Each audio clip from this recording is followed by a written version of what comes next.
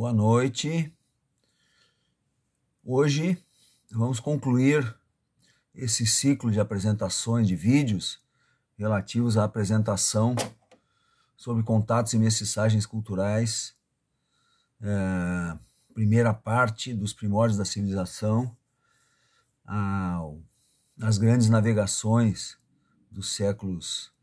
XV e XVI da era atual, as grandes navegações primeiro chinesas e depois europeias, ibéricas e europeias.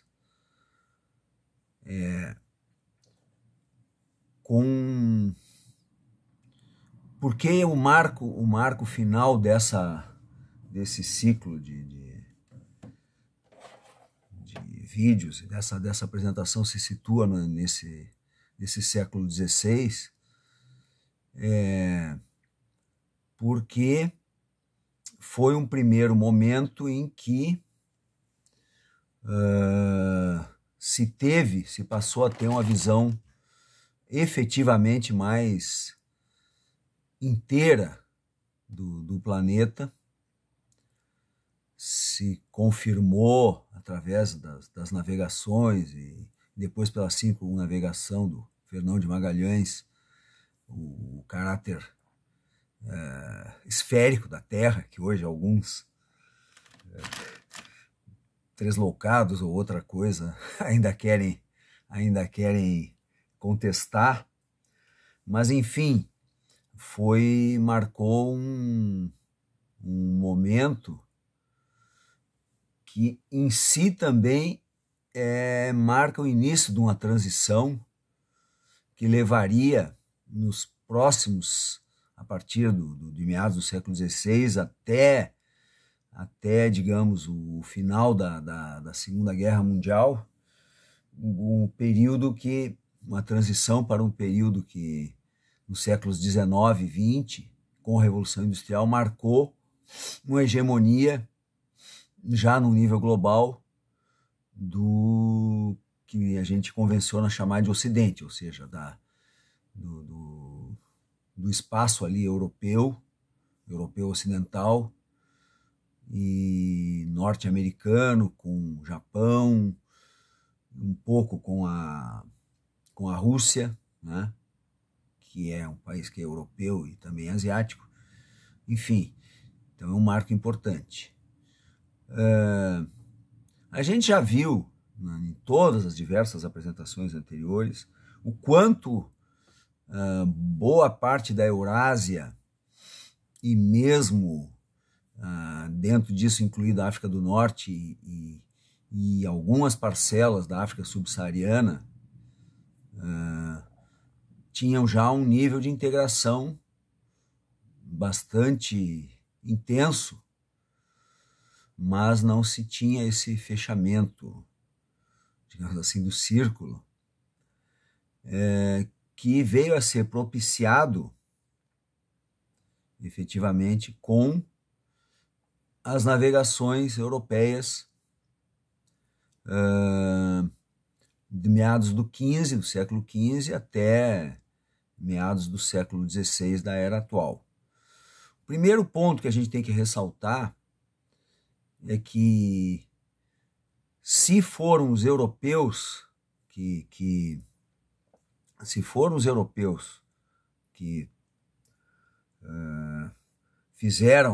alcançaram isso e trouxeram consequências, isso não foi por nenhuma capacidade a mais, ou técnica, enfim, foi por uma questão estrutural, histórica, de disposição, porque nesse momento do século XV, os chineses também fizeram um esforço muito grande com as frotas do Tesouro Ming, do almirante eunuco Zheng He, ou Sambal, ou seja, as três joias, que exploraram toda a costa do Oceano Índico, tanto na Ásia quanto na África Oriental, e não chegaram, embora exista alguma mitologia em cima disso, não cruzaram o Cabo da Boa Esperança, não chegaram na América, não há provas disso, mas talvez pudessem tê-lo feito, né?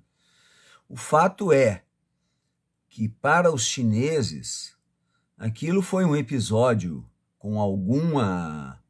importância, que hoje se reveste numa importância maior no momento em que a China é um protagonista global cada vez mais, mas teria consequências muito menores, como teve, e foi revertida ao cabo de algumas décadas por razões de ordem interna, da estrutura interna de poder, as contestações que sofria por parte das burocracias, com todo o espírito confuciano, neoconfuciano, de estabilidade, enfim, enquanto que na ponta lá, extrema oeste, do extremo oeste da Eurásia, que é a Península Europeia, um país pequeno lá, constituído, não recém-constituído, que conseguiu fazer a sua unificação de uma forma muito precoce, que foi o Reino Português, encontrou uma motivação maior e condições também muito favoráveis para fazer esse avanço, enfim, tornar efetiva em bases mais permanentes essa integração através das navegações. Foi Portugal. Além, não podemos esquecer que todas ou boa parte das pré-condições técnicas para as navegações ibéricas e depois europeias vieram da Ásia, como as velas das caravelas, como o uso do astrolábio, que era um instrumento de árabes e persas e depois chineses, a bússola inventada na China, cujos primeiros registros de navegação se encontram tão anteriores como no século XII, da época da dinastia Song ainda. E Portugal tinha condições propícias e motivações para fazê-lo. Em inícios do século XV, Portugal já começa com um esforço de Estado. E o que a gente tem lá? A gente tem uma elite dominante que tem natureza mercantil, burguesa, mas também nobre mercantil, centralizada em Lisboa, e que começa a fazer o contorno da costa africana, a partir de 1415, com a tomada de Ceuta, e vai descobrindo, primeiro cruza aquele Cabo Bojador, e vai descobrindo o que chama a carreira da Índia, com as suas, muito motivada e financiada, já desde antes da descoberta da América, pelo tráfico de escravizados, que vão trabalhar no reino e vão trabalhar também nas ilhas que Portugal descobre, e ao cabo de pouco mais de 80 anos, os navegantes portugueses conseguem cruzar lá, ou fazer a rota através do Cabo da Boa Esperança, que era o Cabo das Tormentas, e chegar à Índia, e pouco depois chegam à costa da China e até o Japão, um pouco depois, e as ilhas dos arquipélagos da Indonésia, das Filipinas, e estabelecem bases e feitorias. Uma das motivações para tanto, ela estava no fato de que as especiarias que eram obtidas, que chegavam nos países europeus, chegavam da Ásia, desde o Extremo Oriente até o sul da Ásia, as especiarias, mas também a seda e outros bens, se tornaram de mais cara aquisição a partir de medidas adotadas pelo sultanato egípcio dos Mamelucos, e mais ainda depois da conquista, mas já durante os Mamelucos, e depois da conquista e domínio de toda a costa oriental e meridional do Mediterrâneo pelos otomanos. Então isso era um incentivo. Sempre estava junto, é preciso dizer que estavam junto o comércio, a espada e a cruz, né? Difícil de dissociar esses elementos. Então Portugal chega a essa condição, e alguns anos depois, ainda antes ainda antes da chegada do almirante Vasco da Gama à costa da Índia, costa de Malabar lá, a unificação dos reinos de Castela e Aragão e a conquista de Granada, que era o último reduto mouro islâmico na península, permite aos reis católicos, a união de Isabel de Castela e Fernando de Aragão, que na verdade era Aragão-Catalunha, que já tinha o seu império marítimo forte no Mediterrâneo, a empreenderem essa conquista, já recuperando o tempo perdido e adotando tecnologias que os portugueses já tinham conseguido desenvolver, e chega-se às Américas, que não vai se descobrir, não vai se dar conta no primeiro momento que era um novo continente. Isso vai acontecer, Colombo talvez tenha morrido sem saber, mas isso logo vai acontecer. E aí a gente tem, então, 3 elementos aí: o dinamismo da Europa, cujo centro efetivamente comercial, financeiro, tudo não se situava na Península Ibérica, mas se situava mais ao norte, muito naquela região ali do que seriam depois os Países Baixos, né, a Holanda, que estava em domínio do Império Habsburgo dos espanhóis,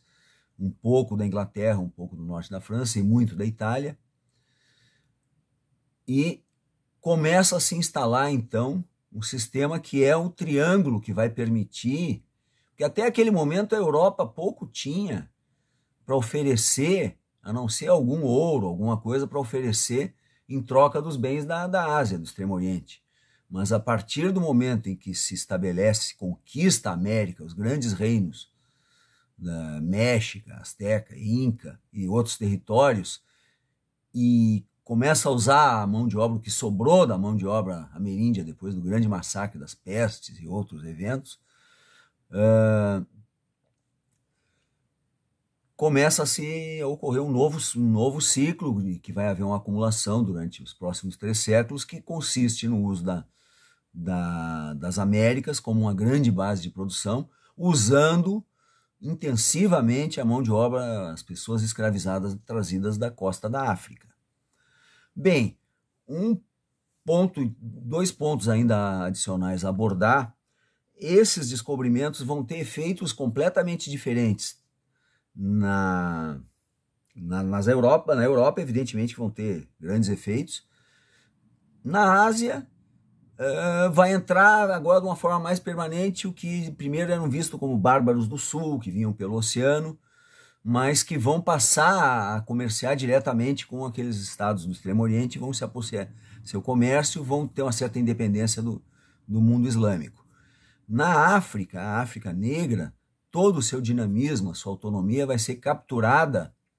pelo tráfico de escravizados. Desde esse momento, muito antes da propriamente estabelecimento de colônias, enquanto que as Américas vão ser completamente transfiguradas, e aí se inicia então o processo, transfiguradas demograficamente, se destroem aquelas grandes civilizações, pouca coisa resta, né? Não completamente destruído, e se inicia um processo de acumulação primitiva, que vai depois, ao cabo de 200, 300 anos, viabilizar inclusive a Revolução Industrial. Um ponto importante a ressaltar, o historiador americano Robert Finlay, ele faz um comparativo dos efeitos dessas navegações entre Portugal e a China, comparando a obra literária, o romance, a novela do Lao Dong sobre o Cheng Ho, as viagens do eunuco das 3 joias, com os Lusíadas do Camões, que trata da obra de Vasco da Gama, e ele mostra como, embora tenha uma importância, foi considerado, é muito mais formador, assim, porque de fato foi muito mais formador vamos dizer, no prosseguimento, assim, no ethos do europeu, inicialmente do português, do que na China esse episódio das navegações, que hoje meio que revive, né? Outro ponto interessante, um livro interessante que mostra essa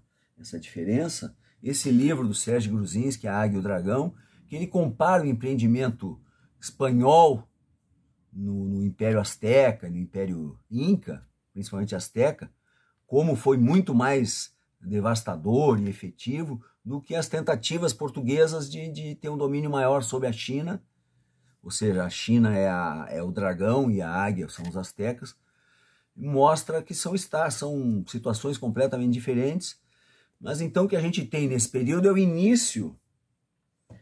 início, na verdade, desse processo de transição que vai levar mais adiante com a Revolução Industrial a esse domínio, então, do Ocidente, que são esse século e pouco, que começou a ser superado já ao final da Segunda Guerra Mundial, e hoje nós temos esse mundo multipolar, ou pelo menos bipolar, entre Estados Unidos e seus parceiros do Ocidente e a China. Então encerramos aqui esse vídeo e essa apresentação, última apresentação desse ciclo. Muito obrigado, boa noite.